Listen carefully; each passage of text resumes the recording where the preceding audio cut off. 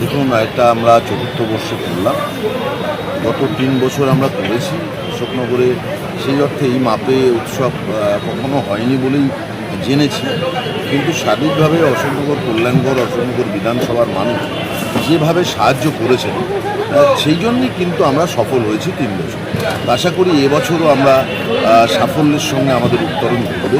আমাদের পৌরসভা, হাবড়া 2 নম্বর পঞ্চায়েত সমিতি, থানা প্রশাসন এবং বিভিন্ন আমাদের পশ্চিমবঙ্গ রাজ্য সরকারের গ্রামোন্নয়ন দপ্তরের শ্রী মেলা, খাদি বোর্ডের মেলা, আমাদের নিজস্ব মেলা, একসাথে একটা শুধু অশোকনগর উৎসব বললে কম বলা হবে, অশোকনগর মহা উৎসব বলা হবে এবারের এই প্রোগ্রামটি।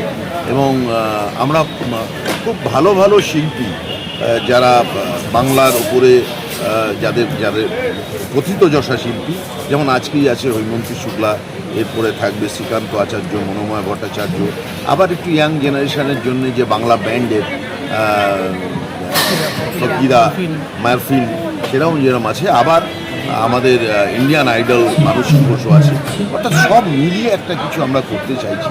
দেখুন, সারা বছর কাজ করবার পর আমাদের অশোকনগর হাবড়ার মতো মফস্বল শহরে আমাদের ঘরের মা বোনদের এখানে সব লোকেরই বিনোদনের সঠিক জায়গা নেই, আমোদ প্রমোদ বিনোদনের সঠিক জায়গা নেই।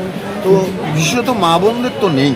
সেই কথা মাথায় রেখেই আমরা এই এলাকার আপমর মানুষের জন্য এই মেলার আয়োজন করেছি, এবং ভবিষ্যতে আরও কী করে বড় করা যায় নিশ্চিতভাবে। একসঙ্গে কিছু প্রতিযোগিতাও থাকছে।